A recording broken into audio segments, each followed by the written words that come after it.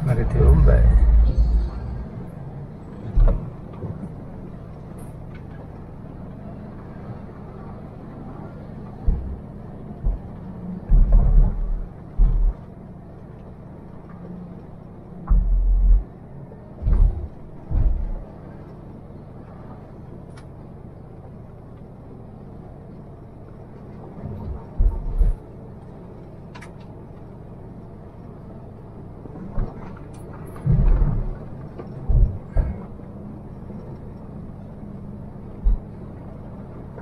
Lagi filternya juga betul sering diresi.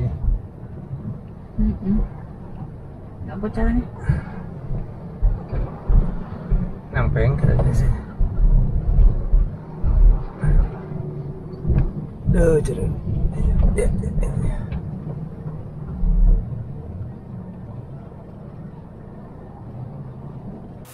Bismillahirrahmanirrahim. Alhamdulillahirabbil alamin.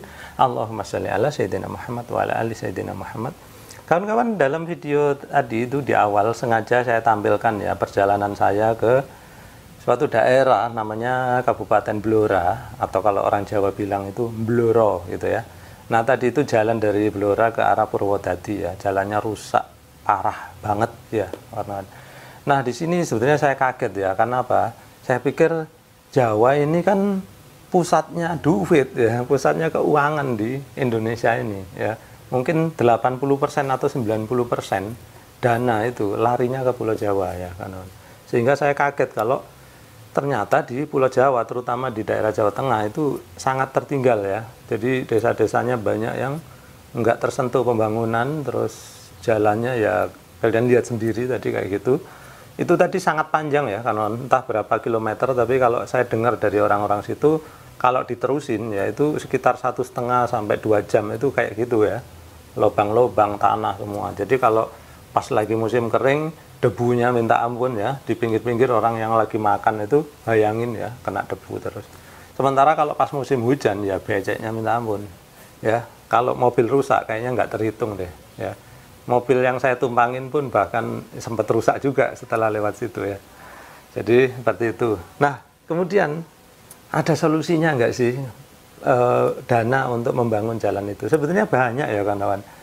Terutama kalau kita ingat ya, kemarin tuh kan ada kasus nih pejabat pajak ya. Ini masih di tingkat kota ya kawan-kawan, bukan provinsi, bukan nasional. Gara-gara anaknya bermasalah, bapaknya diulik, rupanya ya itu hartanya itu banyak yang ditengarai nggak bener ya. Bahkan kemarin terakhir dia ketahuan ya menyimpan uang dalam bentuk tunai itu di lemari bank ya, istilahnya itu deposit ya kan. Deposit itu bank menyewakan lemari atau loker ya, di mana nasabah itu bisa pinjam lemari itu, tentu saja bayar ya, pinjam lemari tersebut untuk nyimpan uang ya.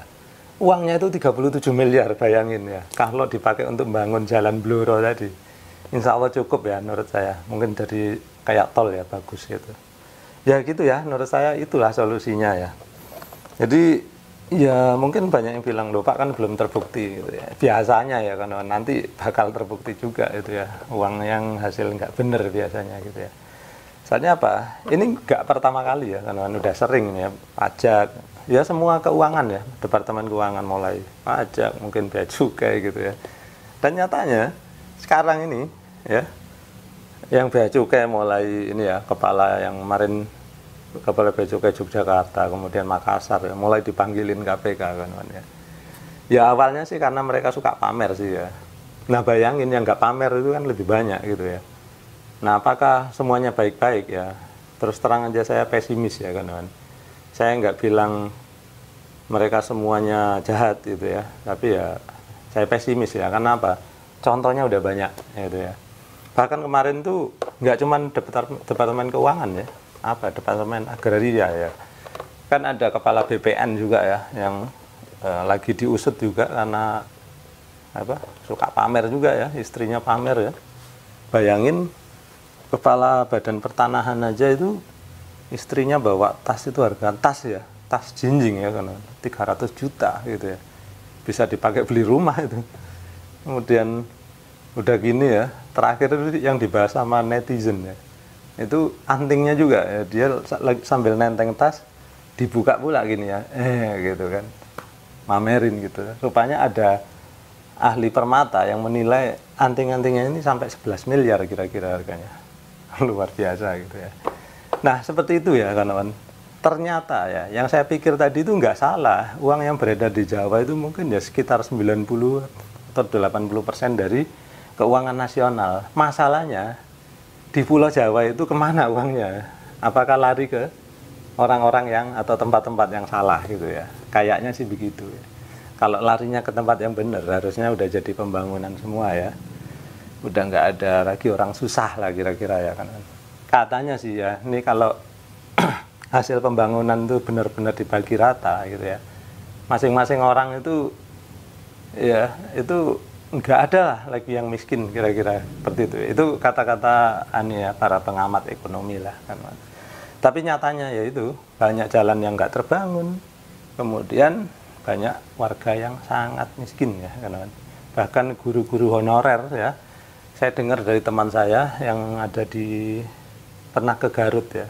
Guru honorer hanya dibayar Rp100.000 ya, bayangin. Ya itulah kawan ya. Jadi mudah-mudahan ini bisa jadi pencerahan ya. Terus apa yang bisa kita lakukan gitu ya? Yang bisa kita lakukan sih nggak banyak ya kawan. Korupsi ini menurut kita ya udah banyak sekali ya di mana-mana, banyak instansi. Saya bahkan ngelihat sendiri, bahkan mungkin jadi korbannya, tapi apa iya kita harus melapor gitu ya kawan. Bahkan kita mau lapor pun ya ngeri juga, yang kita laporin mungkin nanti lebih berkuasa ya enggak. Ya gitu deh. Jadi sementara yang bisa kita lakukan adalah memilih ya pemimpin yang benar-benar berkuasa ya kawan, berkuasa untuk menghentikan itu semua gitu ya. Nah kita punya kesempatan ya, tahun depan itu tahun pemilu, jangan salah pilih ya kawan. Pilih orang yang memiliki kuasa untuk menghentikan semua korupsi gitu. Nah kemudian banyak mungkin ada yang komentar, loh Pak kok ngomongin politik. Nggak apa-apa kawan-kawan, kalian sebagai rakyat jangan tabu ngomong politik ya. Karena apa? Kalau kalian sebagai orang baik gak mau ngomongin politik, maka politik akan dikuasai oleh orang-orang yang jahat gitu ya.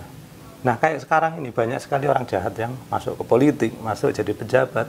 Akhirnya apa? Kita hanya bisa komplain ya. Makanya jangan menyerah ya kawan-kawan. Kalau kalian memang orang baik, punya kemampuan, masuklah ke politik. Kalian atur negara ini biar lebih baik lagi ya. Baik kawan-kawan, mudah-mudahan ya meskipun obrolan ini banyak curhatnya, mudah-mudahan ya tetap ada manfaatnya untuk kita semua ya.